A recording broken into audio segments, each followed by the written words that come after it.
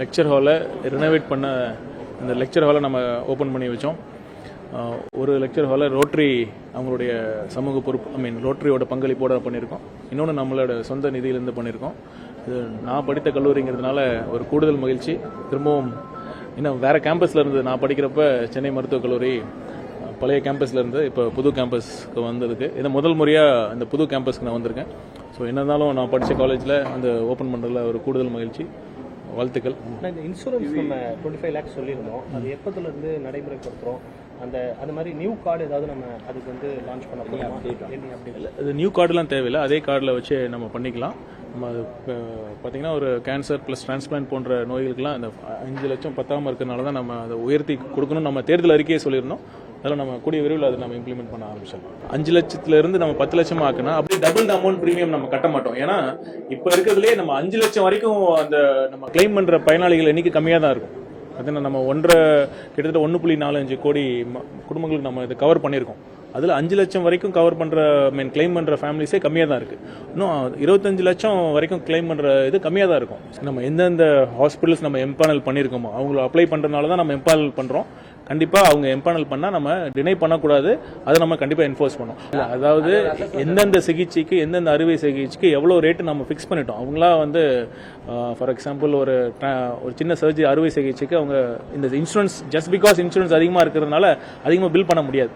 அதுக்கான நம்ம பேக்கேஜ் ரேட்டுன்னு நம்ம சொல்கிறோம். ஒவ்வொரு சிகிச்சைக்கும் இதுதான் அளவு அப்படின்னு நம்ம டிட்டர்மின் பண்ணிருக்கோம். இப்போ என்னன்னா அந்த பேக்கேஜ் ரேட் 10லன்னு சொல்லி தனியார் ஹாஸ்பிட்டல்லாம் சொல்லிட்டு இருக்காங்க. அதை ரிவ்யூ பண்றதுக்கு ஒரு கமிட்டி நம்ம பண்ணணும்னு சொல்லி கோரிக்கை வச்சிருக்காங்க. நம்ம கூடிய விரைவில்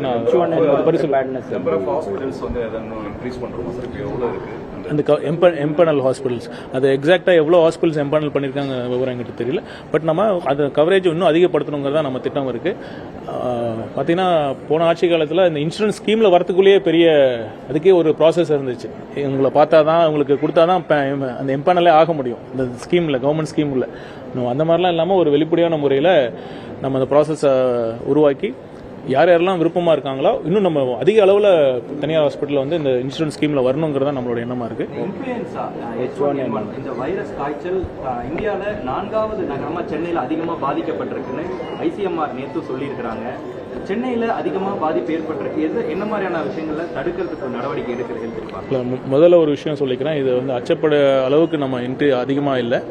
இப்போ போன வருஷத்தை கம்பேர் பண்ணோன்னா இந்த மாதம் வரைக்கும் ஒரு 1258 அளவு N1 கேஸ். எக்ஸாக்டாக ஃபிகர் வேணால் நான் சொல்கிறேன்.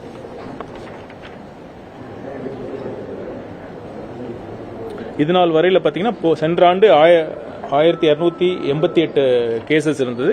இந்த வருஷம் 1558 கேஸ் இருக்குது. பார்த்தீங்கன்னா ஒரு சீசனல் ட்ரெண்ட் மாறி இருக்குது. இப்போ சென்ற ஆண்டில் பார்த்தீங்கன்னா ஜனவரியிலிருந்து ஏப்ரல் வரைக்கும் அதிகமான கேசஸ் இருந்தது. இப்போ இந்த ஆண்டு பார்த்தீங்கன்னா இப்போ மே ஜூன் ஜூலையில் அதிகமாக இருக்குது. இதை நாங்கள் தொடர்ந்து கண்காணிச்சுட்டு தான் வந்துட்டு இருக்கோம். இது என்னன்னா இந்த அதிக அளவில் இந்த கேஸ் டயக்னோஸ் ஆனது ஒரு காரணம் என்னன்னா நம்ம நிறைய டெஸ்ட் பண்ணுறோம். நம்ம நிறைய டெஸ்ட் ரொட்டீனாக நம்ம நிறைய கேசஸ்க்கு சர்ஜரி கேசஸ்க்கும் கொஞ்சம் ஃபீவராக இருக்கிற கேஸுக்கும் நம்ம டெஸ்ட் அதிகமானதுனால நம்ம இந்த கேஸ் இருக்குது. நம்ம தொடர்ந்து கண்காணிச்சு தான் இருக்கோம். அதனால் பொதுமக்கள் ஒன்றும் அச்சப்பட தேவையில்லை. ஐவிஆர் சிகிச்சை முறை எக்மோரில் மட்டும்தான் இருக்குது. மற்ற மருத்துவமனைகள் இன்னும் விரிவுபடுத்தப்படல. ஐவிஆர் செயற்கை கருத்து ஐவிஎஃப் ஐவிஎஃப் அது பார்த்தீங்கன்னா இந்த பட்ஜெட்டில் நம்ம அறிவிச்சிருக்கோம். நம்ம இந்த லெவல் 1 இன்ஃபர்டிலிட்டி இந்த செயற்கை கருத்தரிப்பு மையங்களை பார்த்தீங்கன்னா இன்னும் பல மாவட்டங்களுக்கு நம்ம எக்ஸ்பேண்ட் பண்ணியிருக்கிறோம்.